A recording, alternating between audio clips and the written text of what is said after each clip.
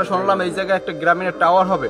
এখন গ্রামীণের টাওয়ারটা হবে, আসলে এটা তো আমাদের জন্য ক্ষতিকর, এটা স্কুলের জন্য ক্ষতিকর। এখানে ছোট ছোট বাচ্চারা লেখাপড়া করে, এখানে ছোট 1 থেকে 5 পর্যন্ত বাচ্চারা লেখাপড়া করে। আসলে ওদের কিন্তু মেধা বিকাশের সমস্যা হবে এই টাওয়ারের কারণে।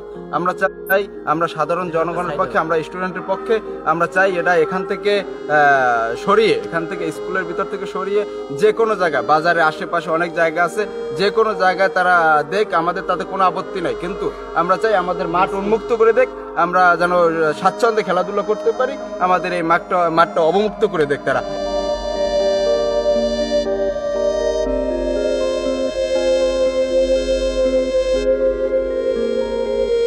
খেলার মাঠে এটা না হওয়াটাই বেটার, কারণ একটা সাইট আছে, কারণ আরো স্পেস আছে, আরো জায়গা আছে, এইসব জায়গায় হইলে আর ভালো হয়।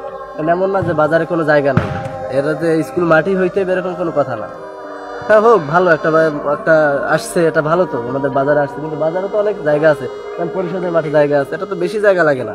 পরিষদের মাঠে জায়গা আছে বা সাইডে আরো জায়গা আছে, সব জায়গায় হোক।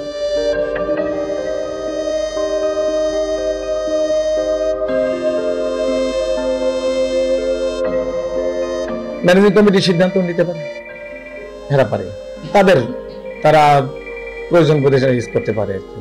এরকম সরকার হলে পারতো না আর কি, বেসরকারিদের শুধু হয়তো অপশন আছে।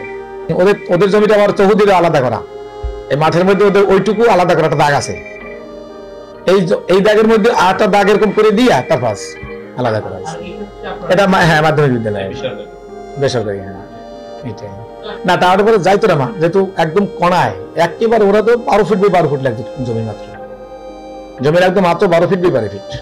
আমরা সেই বিভাগে চিন্তা করছি ওখানে উঠে যাবে তো, আর দিকে কোনো ক্ষতি হবে না। ওই জায়গাটা ছিল মানে ওই নো ম্যানস ল্যান্ড বলে ওদেরকে, সেরকম সিদ্ধান্ত চেয়ারম্যান মহোদয় এটা দায়িত্ব নিয়েছে। সে টাওয়ারটা এখান থেকে সরাইয়া ওই তার পরিষদের সামনে স্থাপন করার জন্য জমি নির্ধারণ করছে অলরেডি, আর কোম্পানিও তাই রাজি হয়েছে।